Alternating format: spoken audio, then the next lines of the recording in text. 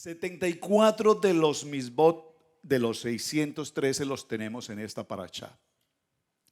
De quítese.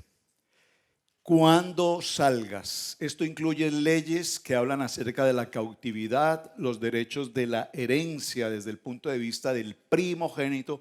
¿Cuántos aquí son primogénitos? ¿O cuántos conmigo somos primogénitos? Wow, bastantes. Doble porción de bendición, ya saben, ¿no? Doble porción para el primogénito. Nos habla del hijo rebelde. Y cuando hablamos del hijo rebelde, ¿qué entendemos? A ver, ¿de qué se trata un hijo rebelde? Pero ¿a qué nos referimos?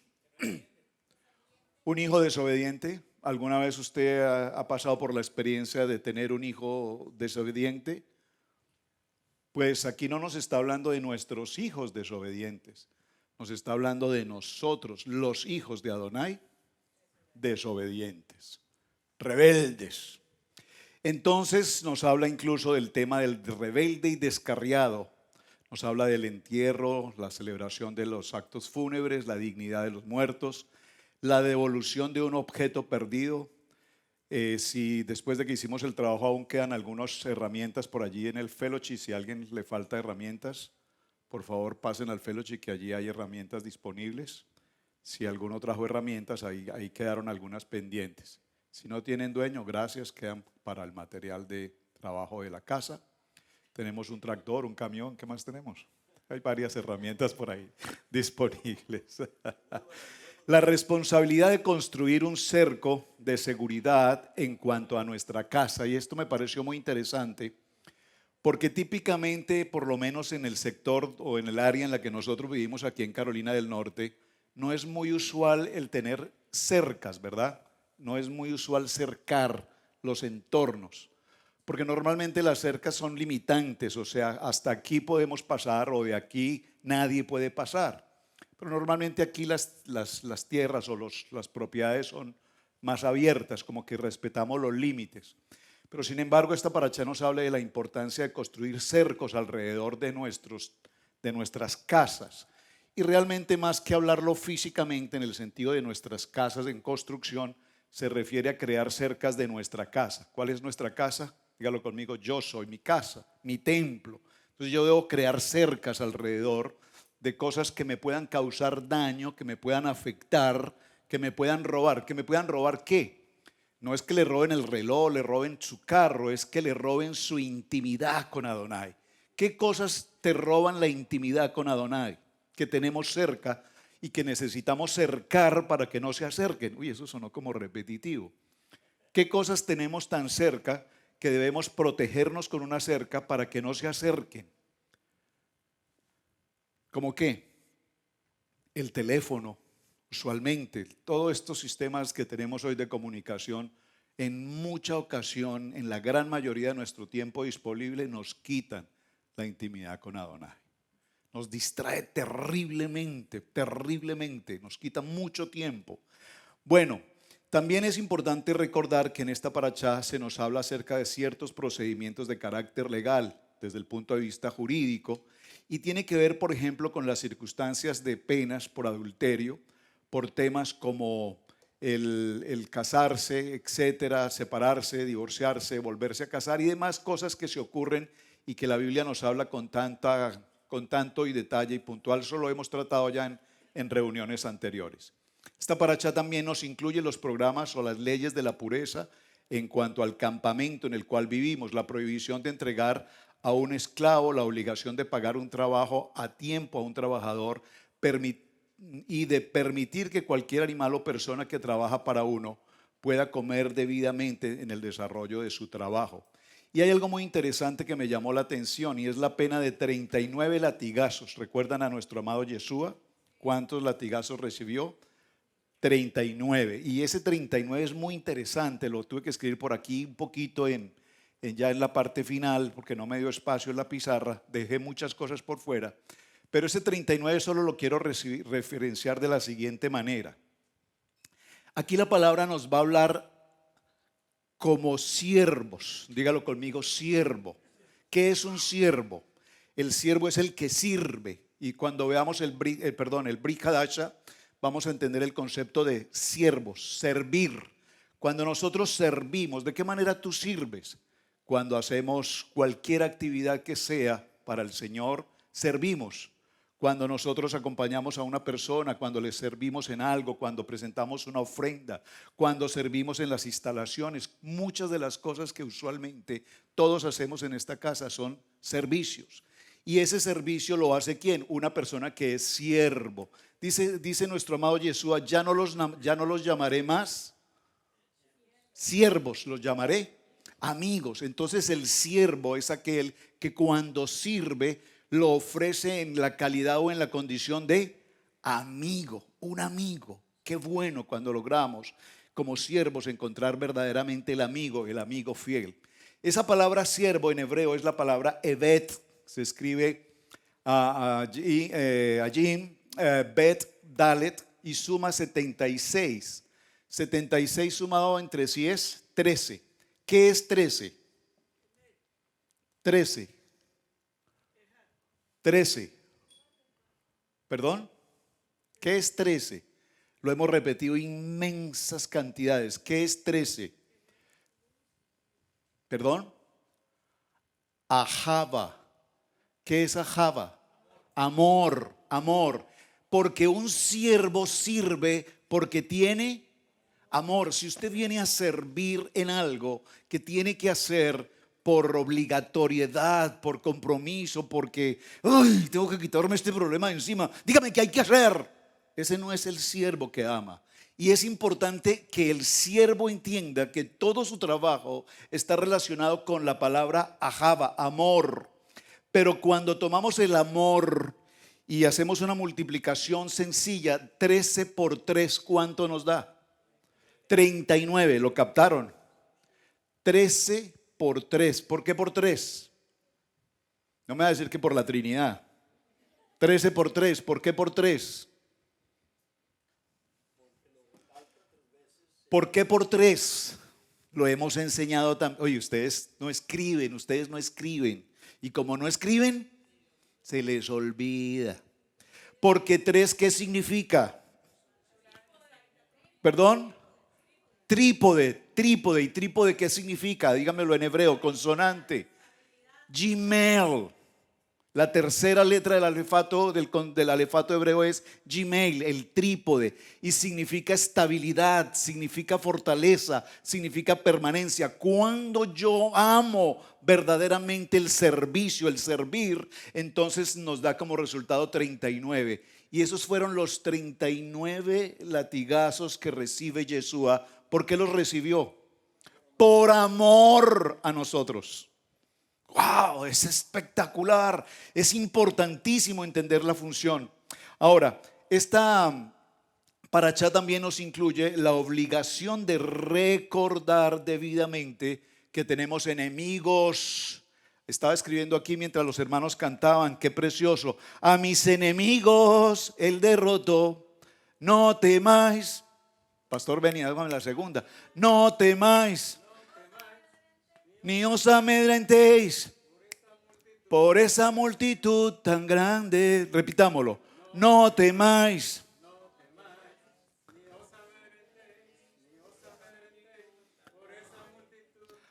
A mis enemigos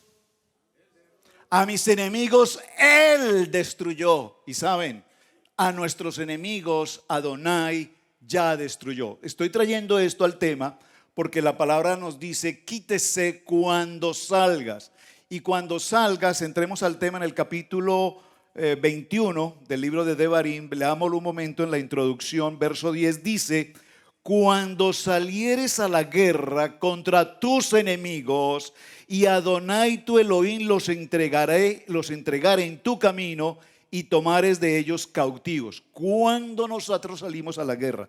Pregunto, ¿cuántos de ustedes han ido a una guerra? No, yo no sé, a una guerra. Depende cómo tú lo veas. ¿Cuántos de ustedes han ido literalmente a una guerra? Pero ninguno. ¿Ninguno aquí es reservista? ¿Ninguno prestó servicio militar? No, gracias a Dios. Gracias a la pastora hizo la pregunta. ¿Espiritualmente o físicamente? Es que nosotros no podemos ver nuestra vida de manera física. Nosotros tenemos que ver nuestra vida espiritual. Todo lo que ocurre en nuestra vida permanentemente tiene una función espiritual. Todo lo que nosotros hacemos tenemos que verlo con los ojos del Espíritu. Si no vemos nuestro diario vivir espiritualmente, sino que vemos nuestro diario vivir en lo terrenal, estamos siendo el hombre carnal. Y el hombre carnal no puede entender las cosas sobrenaturales porque las pensará con su pensamiento, con su concepto griego, con su mentalidad de la razón, y no podrá comprender el mundo espiritual que dice: llama las cosas que no son como si fueran. Hermanos, por favor, aterricemos el tema. Todos tenemos que aprender a ver nuestra vida espiritual, hasta en lo más sencillo. Miren, hermanos, trabajamos el día sábado espectacular. Yo espiritualmente vi qué hermoso Shabbat tuvimos el sábado. Todos comprometidos en la misión. Al cierre del día domingo, sobre las 4 o 5 de la tarde que terminamos, más o menos, si no estoy mal, todo en orden, organizamos que todo quedara bien, las herramientas, todo lo que se había traído, todo lo que se trajo, hay una llave en el piso, todo lo que se trajo para hacer el trabajo, etcétera. Y de pronto faltaba una manguera, ¿verdad? Y el hermano Eduardo dijo: no, esa manguera aparece porque eso sí a mí me toca presentar cuentas. Entonces alguien dijo: no, pues de aquí nadie se va hasta que esa manguera no aparezca. Pues sí, de aquí nadie se va. Y cada quien fue y revisó su carro, y revisamos acá, y revisamos. Y todos decíamos: pero si esa manguera ahí estaba, ahí la vimos, todos la vimos. Pero resulta que esa manguera no estaba ahí, pero todos la vimos. Finalmente creo que el mismo Eduardo entró al fellowship y estaba en el fellowship. Yo la había guardado. ¡Qué vergüenza! Y no me acordaba que la había guardado, pero estaba segura. En la desesperación de que la manguera no aparece y que tiene que aparecer, porque ¿cómo es posible que algo se pueda perder en casa? Entonces me subo al camión a buscar la manguera. Y claro, el camión ya tenía mucha cosa allá arriba, y entonces busco por acá y busco por allá y busco por acá. Y buscando entre todas esas cosas, pisé una de esas tablas. ¿Y qué pasó? Me incrusté una puntilla. Quedé metido en esa puntilla. Y todos me miran: ¿qué le pasa, pastor? No, nada, todo está bien, que no encuentro la manguera. Yo decía: Dios mío, ¿cómo salgo de aquí? Qué metida de pata. Ay, gracias, hermana, sí. Hermanos, eso fue difícil, porque yo sé que una puntilla en los pies es muy delicado, ¿verdad? Bendito el Eterno, tuve tratamiento médico esa misma noche. Llegó el doctor Sebastián, médico, cirujano, con todos los equipos necesarios a verificar, y concluyó que estaba bien, que con un poquito de alcohol se curaba. Se arregló. Bueno, gracias al Eterno no me pasó nada más. Pero miren, hermanos, todo tenemos que verlo espiritualmente. Por favor, dígalo conmigo: todo lo tengo que ver espiritual. Esta paracha quiere que nosotros, cuando salgamos, enfrentemos una guerra.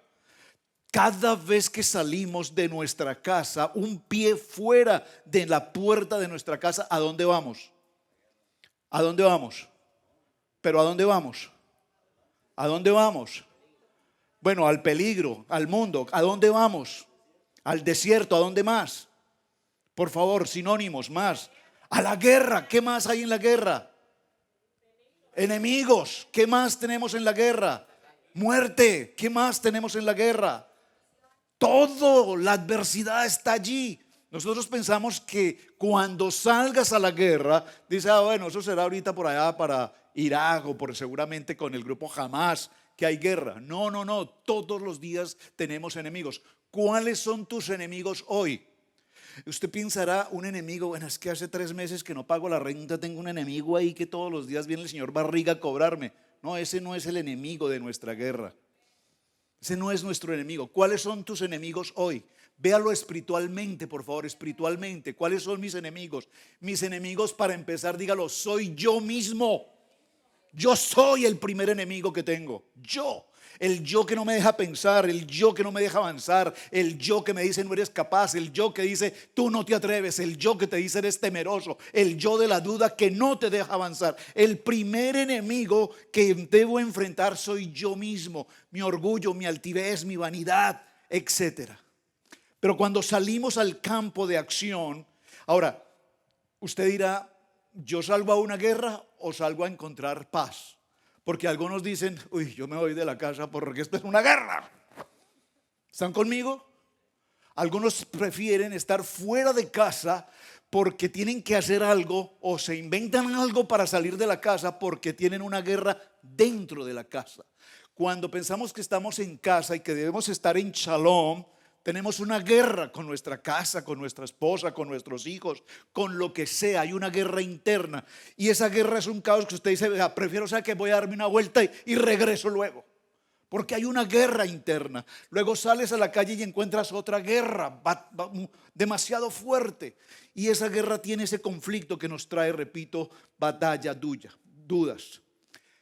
Pero retomando un poquito de la historia, nos dice que cuando salgas a la guerra contra tus enemigos, Adonai te los entregará en tu mano y los llevarás cautivos. Y luego dice, y si vieres entre los cautivos alguna hermosa mujer y te enamorares de ella, de manera que quisieras tomarla por mujer tuya, entonces la introducirás en tu casa y ella rapará su cabeza y se arreglará sus uñas.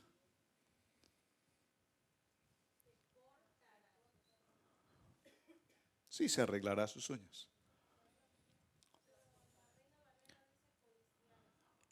Se las arregla, se las corta, se las pedicure, no manicure. Bueno, ¿qué significa todo esto?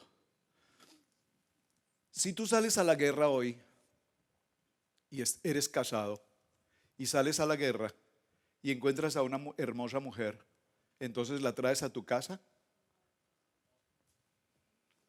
Entonces aquí la condición de la guerra deberíamos aclararla. Este hombre que sale a la guerra y sale a batallar y encuentra una hermosa mujer, ¿qué tiene que hacer? ¿O qué tiene que ser? Pues estamos hablando de un hombre soltero, un hombre que no tiene una familia, un hogar, y encuentra una mujer que es de su gusto y la trae. Eso es lo que literalmente diría la palabra, digamos lo que está tratando de decir el texto, pero traigamos eso al mundo espiritual. Vamos a subir un escalón, como dicen los rabinos, vamos a subir al sot. ¿Qué es el sot? Un secreto, algo más allá. Cuando nosotros vamos a la guerra, ¿alguien está en guerra en este momento, en alguna situación? Levante su mano. Todos estamos en guerra en este momento, todos vivimos batallas impresionantes y hay guerras mucho más fuertes unas que otras, pero todos aquí, salud, estamos en guerra. Ahora, cuando salgas a la guerra significa que cuando tú estás frente a ese temor, a esa angustia que estamos viviendo, por ejemplo aquí en América, con todo lo que ha pasado con los temas de migración, esto nos genera una guerra, nos genera un temor, nos genera una angustia, nos genera muchas situaciones. Algunos, puede ser que otros simplemente eso no me importa, pues eso no es para mí, lo que sea, no sé, pero todos tenemos una guerra económica, familiar, etcétera. Pero cuando salgas a la guerra y vieres a una mujer, y nosotros pensamos literalmente, físicamente en una mujer hermosa, pero cuando salgas a la guerra, cuando tú estás en medio de una batalla, ¿qué es lo que te puede traer a ti gusto, alegría y paz en medio de una guerra? ¿Perdón? Bueno, hermana Martica, saber que en esa guerra voy a salir vencedor. ¿Cómo puedo salir vencedor de una guerra en la cual me encuentro? ¿Vas bien? Vuelvo a repetir la historia. Observen, el texto dice, cuando salgas a la guerra, y si en la guerra encontrares a una mujer, ¿quién es la esposa? Oh, me adelanté un poco. ¿Quién es la esposa? No, la esposa. La iglesia. ¿Qué es la iglesia? ¿Qué es la iglesia? ¿Género?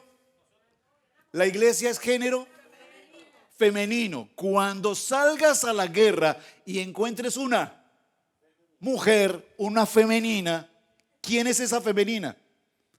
Espiritualmente, estamos en el sod, estamos arriba, no estamos en un momento de algo grande. Cuando salgas a la guerra, no estoy hablando de una mujer bonita, cuando salgas a la guerra, en medio del conflicto de la guerra, en medio de la tensión que estás pasando y encuentras la iglesia, tráela.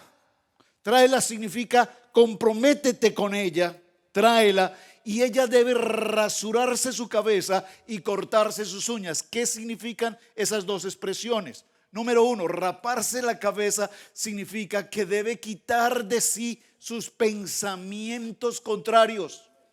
Es decir, cuando nosotros venimos a la congregación y pasamos por la religión 1, teníamos un protocolo, etcétera. Cuando pasamos al concepto de la religión o del contexto del evangelio en el nivel 2, teníamos otro nivel. Pero cuando venimos a Torah, estamos en este momento. ¿Cómo estamos en Torah? ¿Cómo? Repítelo. No te entendí, atrapados. En Torah estamos, como dijo una querida amiga en Bogotá, como dijo Pastora Pili, en Torah estamos atorados. ¿Por qué estamos atorados? Porque no hemos logrado quitarle ese pensamiento religioso, ese pensamiento evangélico. Venimos a Torah y seguimos pensando como el nivel 1, venimos a Torah y seguimos pensando como el nivel 2, pero peor aún, llegamos a Torah, que es donde encontramos el shalom, la paz, el ejad, la unidad, el emet, y resulta que en Torah nos encontramos con los conceptos rabínicos y con los conceptos toraicos. Y entonces que si esto sí, que si esto no, y que si esto sí, que si esto no, y entonces necesitamos rapar nuestra cabeza para que todo ese tipo de pensamientos que no son toraicos no nos inunden, y estamos en Torah, unos por acá, otros por allá, unos aquí, otros allá, esto sí, esto no, aquí, allá, allá, que si el fuego, que si no hay fuego, que encender el fuego, y que es un caos lo que estamos viviendo. Necesitamos rapar, es quitar todo ese pensamiento y concentrarnos en lo que toraicamente la palabra dice. Número uno, ¿por qué las uñas? ¿Por qué debe cortarse las uñas? Porque saben, no hay nada más difícil, y yo creo que las mujeres lo entienden perfectamente bien. ¿Qué será lo primero, entre otras cosas, que una mujer mira de un hombre? A ver, no sé, yo pregunto. Mujeres, hablen con confianza. A ver, ¿qué es lo que típicamente una mujer mira de un hombre? Ay, todas tan puras. ¿Qué dijo alguien? ¿Qué dijo? ¿El carro? Bueno, el carro, sí, ok, el carro. ¿Qué más? La presentación personal. ¿Qué más? ¿Qué más miran las mujeres? Ay, no, ellas no miran. Bueno, les voy a ahorrar el trabajo para no comprometerlas. Las uñas. Las uñas. Sí, las uñas. ¿Por qué las uñas? Bueno, yo no solamente diría el caso de los hombres, de las mujeres a los hombres, porque los hombres también miramos las uñas. ¿Por qué? ¿Ah? No, nosotros miramos un conjunto integral, todo. Pero las uñas son parte de lo que vemos. Por eso dije, será parte de lo que vemos. Pero no se me distraigan, pero.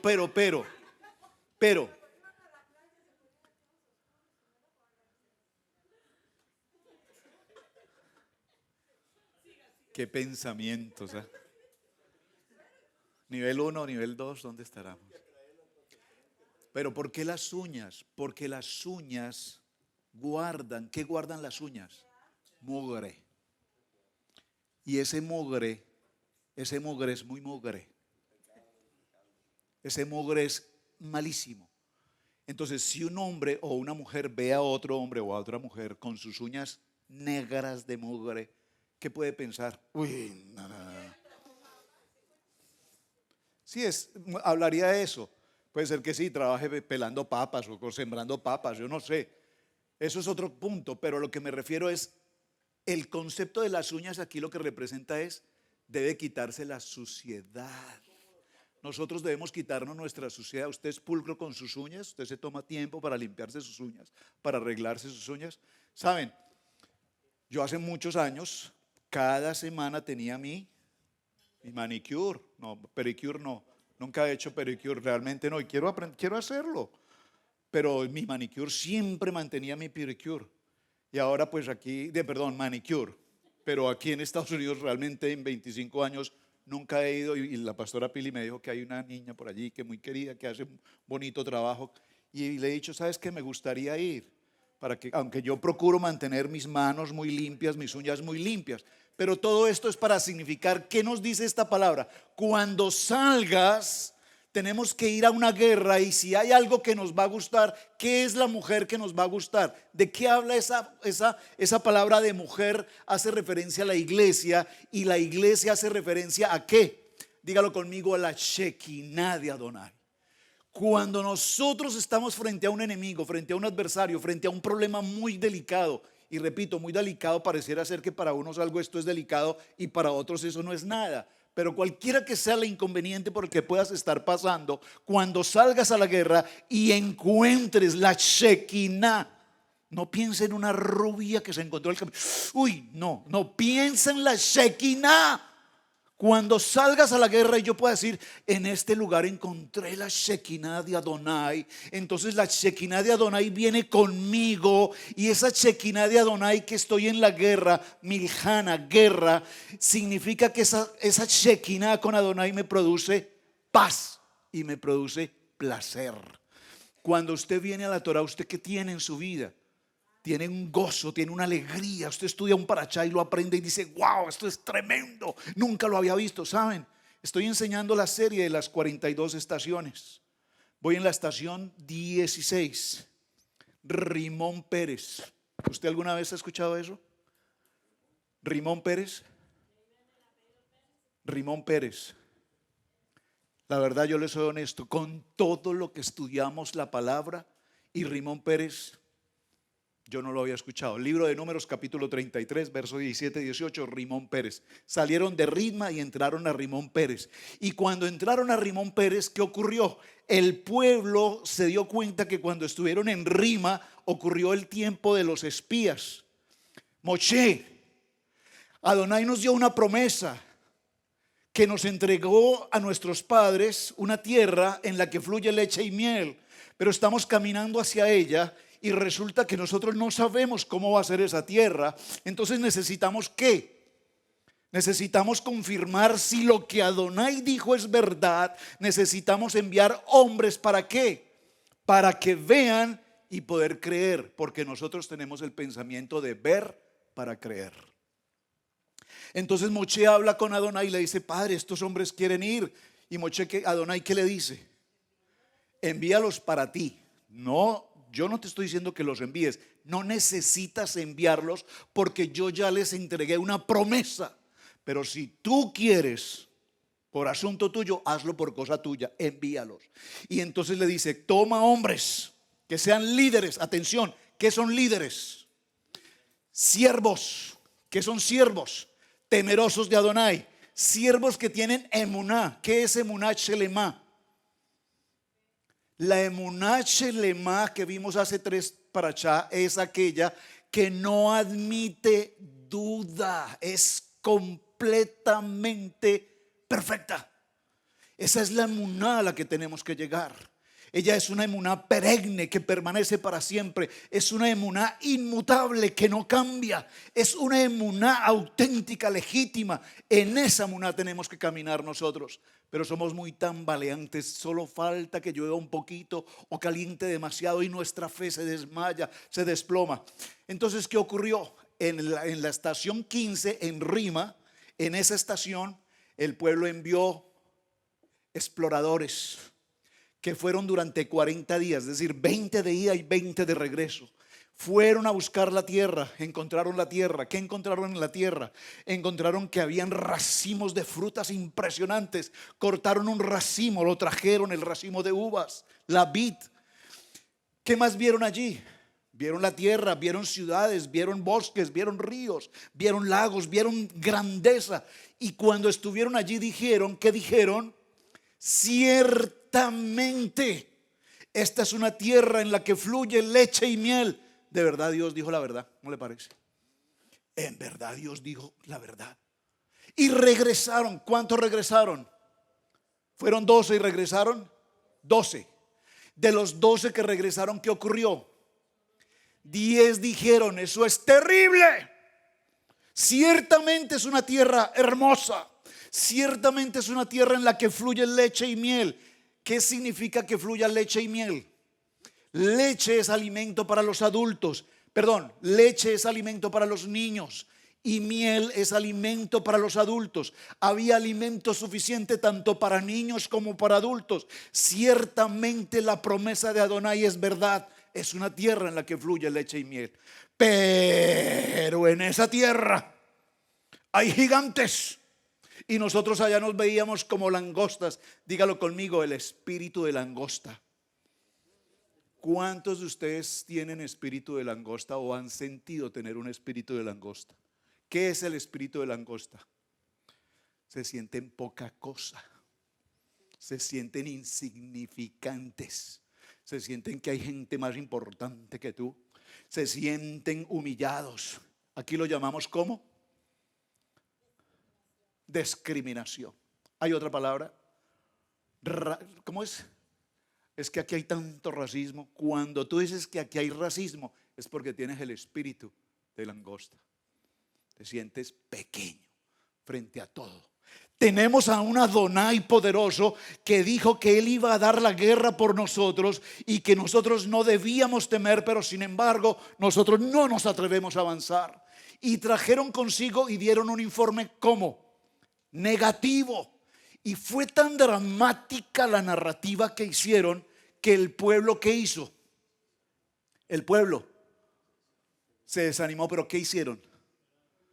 Lloraron amargamente. Usted puede pensar cómo ellos trajeron una palabra tan negativa, tan tóxica, tan adversa, que dice literalmente el texto que el pueblo lloró amargamente por días y dijeron: no podemos seguir avanzando, no, regresémonos, vamos a Egipto. Yo prefiero seguir cargando ladrillos, pero yo no quiero morir en este desierto, ni mi esposa, ni mi hogar, ni mis hijos. Moshe, ¿por qué nos trajiste a este desierto?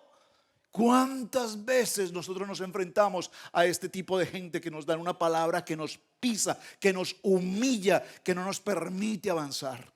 Y Adonai nos ha dado las promesas. Te traje a este país. ¿Ustedes creen, hermanos, que Adonai nos permitió pasar a esta nación para estar aquí como langostas?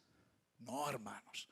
Nosotros vinimos, dice esa canción. ¿Cómo dice la canción, hermana Carlita? ¿Cómo dice pastora Carlita? Dice: nosotros vinimos a poseer la tierra que Adonai nos entregó. ¿Estás tomando esa promesa para tu vida? No. Salieron de Rima y fueron a Rimón Pérez. Y cuando llegaron a Rimón Pérez, el siguiente pueblo, se dieron cuenta que se habían equivocado y dijeron: no, ¿cómo puede ser posible que hayamos puesto en duda la promesa de Hashem? Estamos arrepentidos. Tenemos que subir a la cima del cerro y hablar con Hashem. Y Moshe les dice: hijos, no suban. No suban porque la presencia de Adonai no está con ustedes. ¿Y qué hicieron? Subieron. Es que a mí nadie me dice lo que tengo que hacer. Yo sé lo que tengo que hacer. A mí no me diga, pastor, lo que tengo que hacer. Yo sé lo que tengo que hacer. La pastora Pili, ¿cuántas veces nos han dicho: pastores, que Adonai nos habló y nos dijo que era tiempo de partir de Israel Casa Integral? Y la pastora Pili en su corazón maternal dice: hermanos, pero mire, hermano, yo quiero realmente decirles, consideren, hermano, sus hijos, ustedes tienen que estar estables, ubíquense en un lugar. Y yo le digo: discúlpame, pastora Pili, es que no te están pidiendo tu opinión, te están diciendo que ya Adonai les habló. ¿Y Adonai qué les dijo? No suban. No suban porque mi presencia no va con ustedes. Y sin embargo, ellos ¿qué hicieron? Subieron. Y cuando subieron, ¿qué ocurrió? Inmediatamente aparecieron, ¿quieren? Los jebuseos, los amorreos, los amalecitas, Amalek, el enemigo. Los enemigos aparecieron. Y dice la palabra que los persiguieron hasta Hamor. Y los persiguieron y en el camino ocurrieron dos cosas. Usted, espero que esté tomando nota. Ocurrieron dos cosas. Una, enemigos, cuando salgas, los hirieron. Y segundo, los derrotaron. ¿Cuántos de nosotros nos sentimos heridos porque alguien me dijo, porque alguien no me dijo, porque me saludó, porque no me saludó, porque esto, porque lo otro. Y vivimos en una comunidad de gentes derrotados, heridos, lastimados, ofendidos, porque esto, porque lo otro, porque aquí, porque allá. Pastor, por favor, no me pida, por favor, que yo trabaje con este hermano, que yo con ese hermano no lo soporto ni en pintura. No me lo ponga, por favor, que no lo quiero ver. Por favor, ¿ya lo quitó, pastor? Ah, pero somos Torá. Amamos a nuestro prójimo, amamos a Yeshua, pero a esa persona ni en pintura. Vivimos una vida de derrota, vivimos una batalla permanente con nuestra mente, con nuestro ego, con mi altivez, y esa altivez trae como consecuencia heridas y derrotas profundas.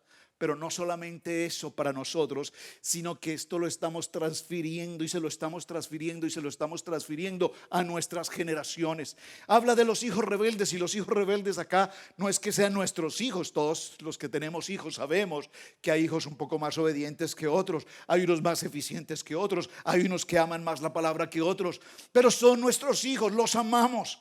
Pero la palabra es para mí, diga, la palabra es para mí. Yo he sido ese hijo rebelde, yo he sido ese hijo contumaz, yo he sido ese hijo que no atiende la voz de Adonai. Hasta ahí vamos bien. No he podido entrar a la pizarra, pero ya ustedes tienen las notas, ¿cierto? Vamos a Hechos, a la segunda parte. Vamos a dejar hasta ahí porque hay mucho que tratar, pero vamos a complementar todo esto que hemos dicho por lo que habla el libro de los Hechos en el capítulo 6.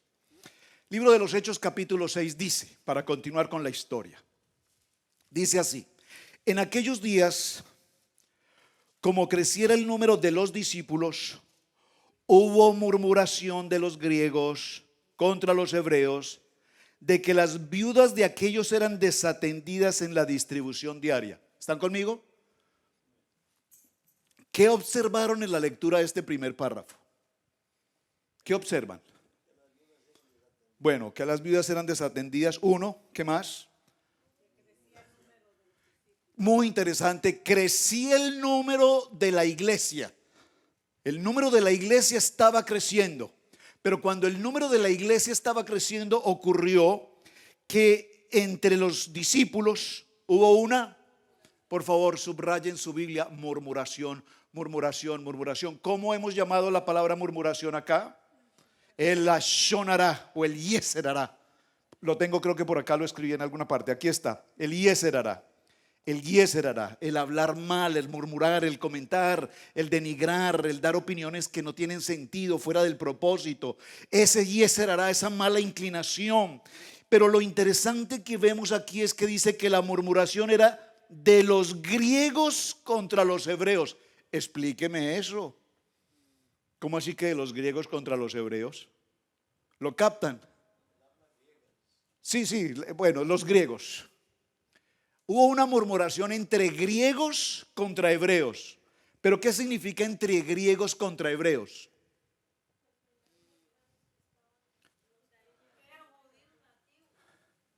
A ver, uno, dijiste.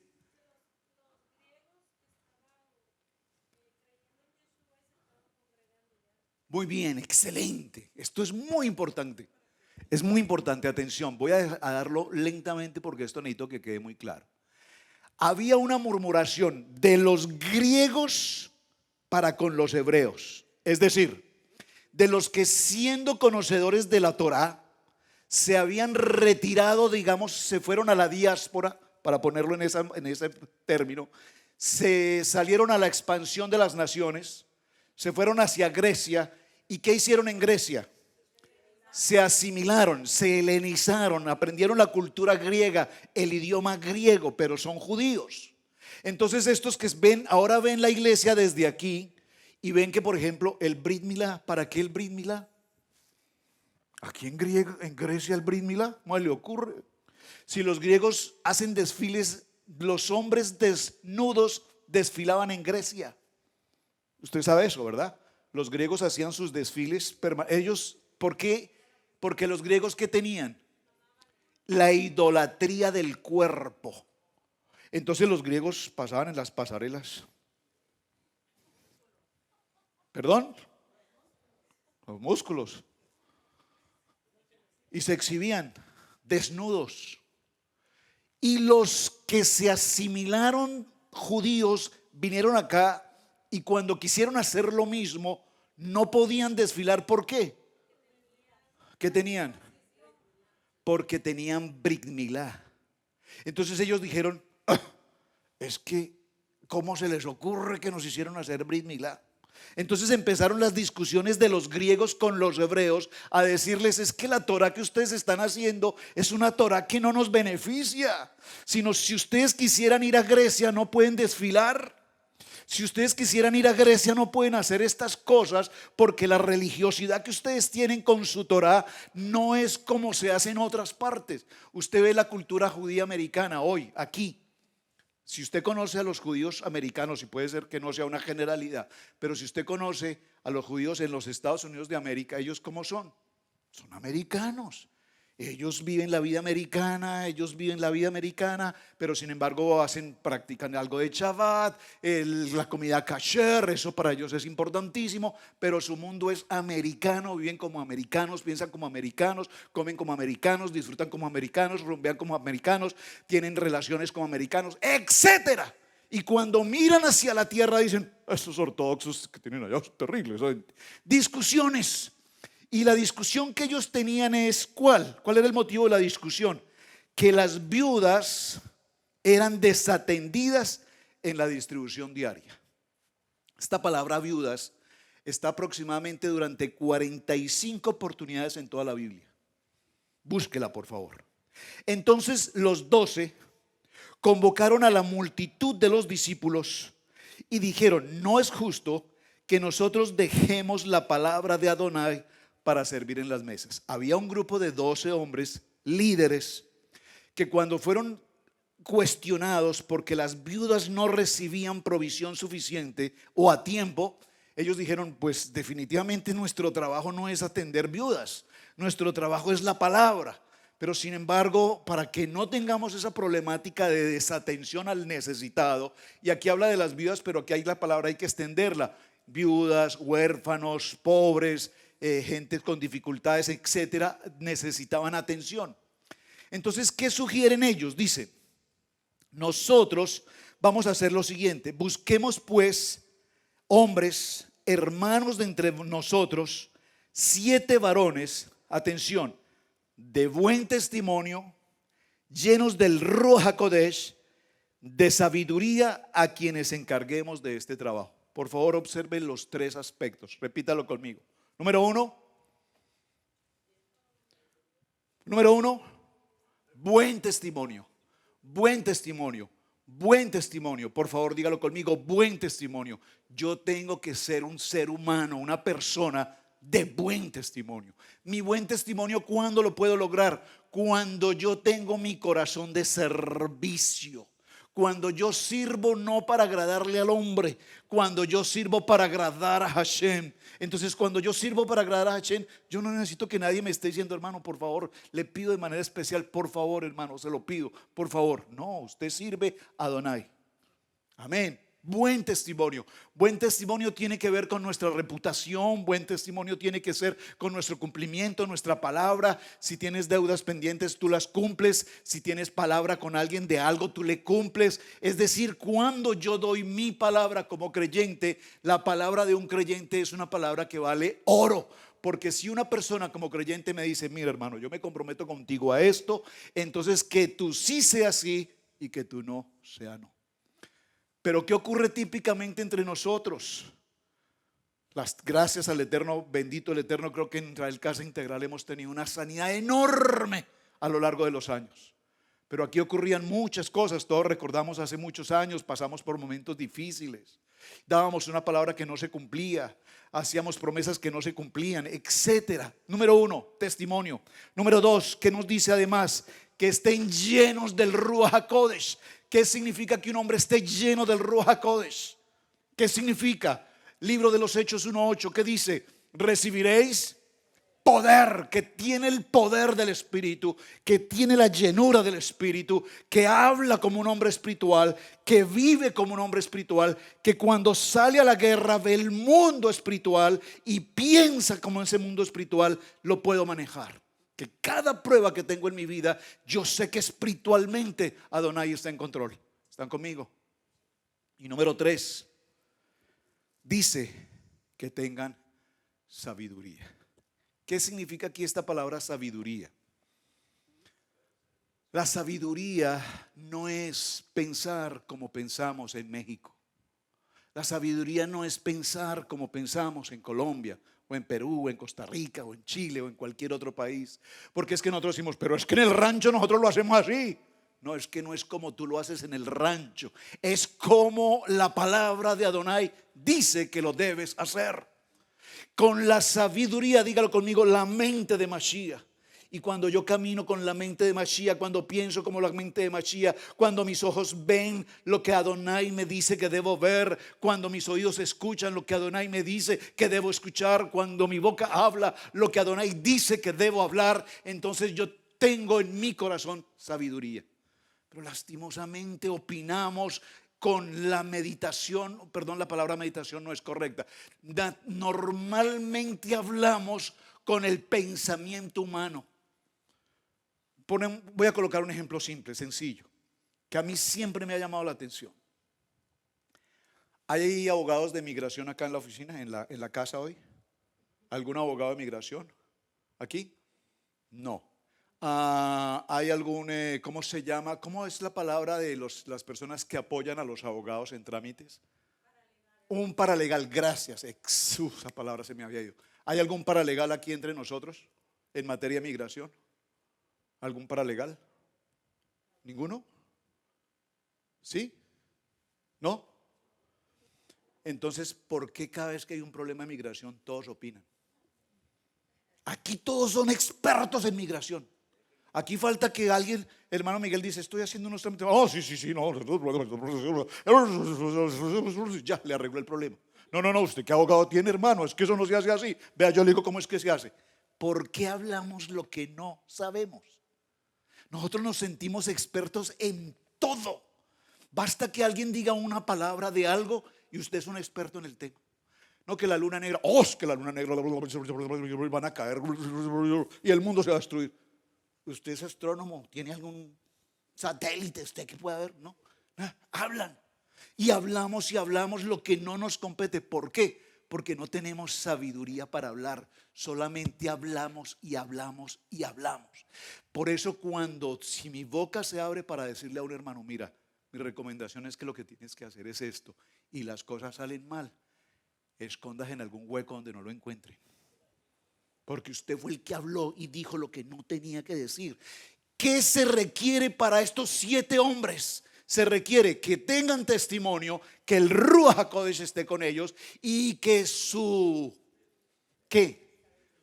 sabiduría sea la sabiduría de parte de Hashem. La sabiduría de parte de Hashem. Yo no sé hacer muchos trabajos que ustedes saben hacer. Ustedes son extraordinarios haciendo un trabajo.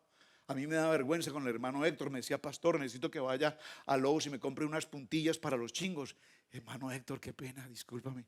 ¿Será que tú puedes venir temprano y vamos los dos? Porque yo no sé cuáles son las puntillas para los chingos, hermano. Pues a mí no me da pena decirlo porque no sé. Y si yo tengo que regresar a decir esto no sirve y tengo que traer otras, yo prefiero ir con alguien que sabe. ¿Me explico? Eso es sabiduría, es entendimiento. Nos tocó ir por unas botas. Y yo fui que unas botas, el hermano Héctor, que falta una bota. Y yo me fui para Lobos y llegué, señor, que necesito una bota. Yo calzo 38, pero yo no sé. Hermano Héctor, ¿de cuánto mide la bota? No, que la bota, que para ponerle al... Señor, que no, que es una bota. Sabiduría. No, se ría, no ríe. Muy bien. Y nosotros persistiremos en la oración y en el ministerio de la palabra. Entonces alguien tiene que perseverar en la oración y en la palabra. No todos estamos en el pastorado, no todos estamos en el evangelismo, no todos somos maestros, no todos somos profetas, no todos tenemos un ministerio desde el punto de vista pararse al frente, pero todos aquí servimos.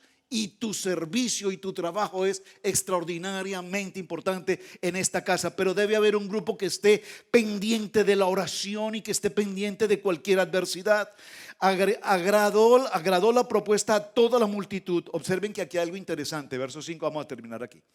agradó la propuesta a toda la multitud y eligieron a Esteban, varón lleno de fe y del Ruach HaKodesh. Qué hermoso. A Felipe, Prócoro, a Nicanor, a Timón, a Permenas y a Nicolás, prosélito de Antioquia. Ves, era paisa. A los cuales presentaron ante los apóstoles, quienes orando les impusieron manos. Y aquí se cumple algo extraordinario, hermanos. La iglesia está creciendo y se hace necesario que haya hombres. Y cuando digo hombres estoy hablando genéricamente, hombres y mujeres dispuestos a servir, que tengan estas tres cualidades, estas tres características. Y lo más importante fue que hubo una comunión de toda la asamblea. Basta nomás, aquí lo he vivido, que eventualmente pongamos a una persona aquí al frente con el piano, con la guitarra, con un instrumento, y de pronto nosotros allá decimos, acaba de llegar y ya lo subieron. ¿Cuál es el problema? ¿En qué te afecta? Si esa persona tiene el don de Adonai para servir a Adonai, ¿por qué no le permitimos que sea usado para el servicio que Adonai lo ha traído? ¿Me explico? A mí no me incomoda ver hermanos aquí al frente con instrumentos, porque como yo no toco ningún instrumento, pues me gozo de verlos. Hablamos hace un momento con la pastora Carlita Veravi. Ustedes escucharon la alabanza cuando empezó con el piano a hacer esas notas del piano. ¡Wow! La pastora Cristal cerró sus ojos y empezó a cantar, porque esas notas del piano sonaron tan hermoso que nos llegó a lo más profundo de nuestro corazón. Esa niña preciosa. Y estamos todos en comunión, sabiendo que este grupo que está hoy aquí ha tenido que pasar momentos, adversidades, batallas, han tenido que venir, ensayar, prepararse, una cosa, instrumentos, demás, pero lo que están haciendo lo están haciendo gloriosamente para el eterno. Dígalo conmigo, la iglesia está creciendo. Esos nombres tan interesantes, ¿no? Esteban, Felipe. ¿Cómo te llamas? Felipe. ¿Y tú? Esteban. ¿Y tú? Prócoro. ¿Y tú? Nicanor. ¿Y tú? Timón. ¿Y tú? Parmenas. Y Nicolás, prosélitos de Antioquia. Y crecía la palabra de Adonai y el número de los discípulos se multiplicaba grandemente en Jerusalén, y también muchos de los sacerdotes obedecían la fe. Voy a cerrar en este punto, atención. Vean, quiero ver a Felipe. Permítanme un segundo. Vamos a ir un momento. Están en Hechos, ¿cierto? Entremos a Hechos 8:12 un momento. Y miren lo interesante con Felipe. Voy a leerlo desde el 11. Y le estaban atentos porque con sus artes mágicas les había engañado mucho tiempo. Bueno, ese verso no vale al 12. Verso 12, 8:12 de Hechos. Pero cuando creyeron a Felipe, que anunciaba el evangelio del reino de Adonai, y en el nombre de Mashiach, se bautizaban hombres y mujeres. También creyó Simón mismo, y habiéndose bautizado estaba siempre con Felipe, y viendo las señales y los grandes milagros que se hacían, estaba atónito. Hermanos, cuando Adonai tiene que usar a cualquiera de sus siervos, los va a usar de manera extraordinaria. No sientas temor y déjate usar por el propósito de Adonai. Pero quiero cerrar con este Felipe, porque este Felipe me causó un interés especial, porque ¿qué hizo además? Vayan al verso 21:8, capítulo 21, verso 8. ¿Qué pasó? Felipe, capítulo 21, verso 8. Observen qué pasó en capítulo 21, verso 8. Al otro día, saliendo Pablo y los que con él estábamos, fuimos a Cesarea, y entrando a la casa de Felipe, ¿están conmigo en la lectura? Y entrando a la casa de Felipe, el evangelista, que era uno de los 7, posamos con él.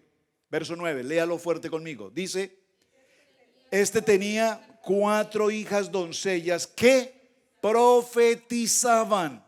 Y permaneciendo nosotros allí algunos días, descendió de Judea un profeta llamado Agobo. Ahora, ¿por qué quise hacer ese punto, Agabo? Bueno, ¿por qué? Porque observen que eligieron a Felipe entre los 7. Pero Felipe, ¿qué era?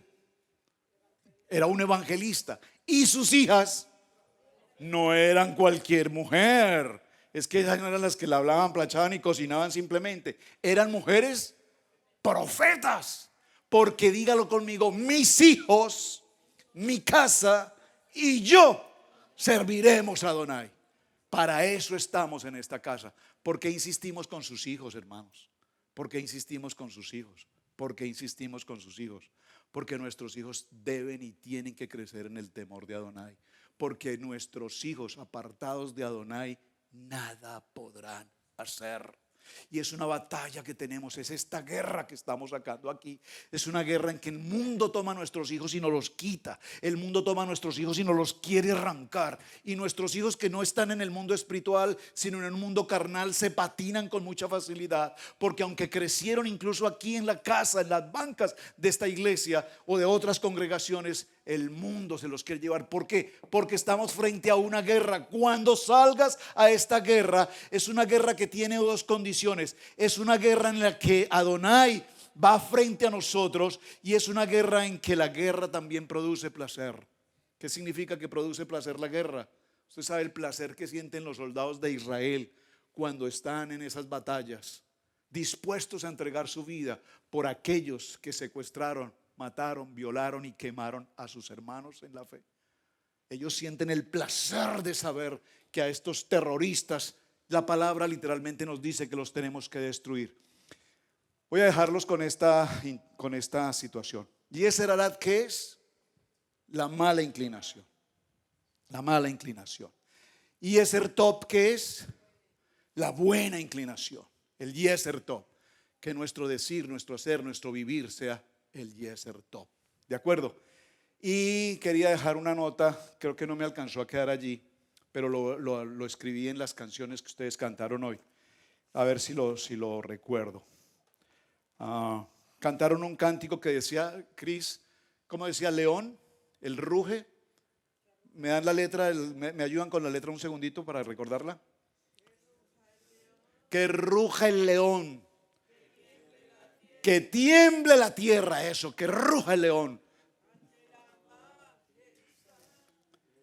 Ante la majestad de Yeshua. ¿Cómo se dice león en hebreo? Oh. ¿Cómo se dice león en hebreo? A ver, hay 3 terminaciones de león en hebreo. Interesante. No las alcancé a escribir, se las voy a enviar por texto. León. Arillén, ¿sí? Arillén. Vean la placa del carro de Camilo que ahí dice león en hebreo. Arillén, león, el león que ruge. Arillén. Pero hay otro león, un león manso que protege. Se llama el león Laví. Y hay otro león que es el león Arí, que es el león que está a tu lado y te protege. Hay diferentes definiciones para el tipo de león. Ahora, el león de la tribu de Judá ruge para nosotros. Dígalo conmigo, el león de la tribu de Judá ruge para nosotros. Padre eterno, te damos gracias por tu palabra. Padre, gracias porque aunque tenemos enemigos todos los días, afuera, aún en nuestros hogares, el enemigo quiere entrar, las distracciones, la televisión, los medios de comunicación, a veces las adicciones que tenemos. Y usted dirá, pero ¿qué adicciones puedo tener yo, pastor? Las adicciones al trabajo, al exceso trabajo. Necesitamos tener horarios definidos, necesitamos tener tiempos de descanso. Hermanos, nuestra salud se agota. Esta mañana con los varones decíamos algo interesante en la reunión. El hombre espiritual crece permanentemente. El hombre espiritual crece. Nuestra fe crece. El poder de la palabra en nosotros crece. Pero el hombre físico merma. Saben, yo veo a mis hijos hoy, Camilo, Sebastián y David, me acerco a ellos y yo cada vez que los veo los miro así. Y yo les digo, oiga, pero muchachos, ¿ustedes por qué crecen tanto? Y me dicen, no, papi, esta es mi estatura hace 5 o 10 años. Lo que pasa es que tú estás creciendo para abajo. ¿Y ustedes no creen eso? ¿Sí? El hombre espiritual crece. ¿Perdón?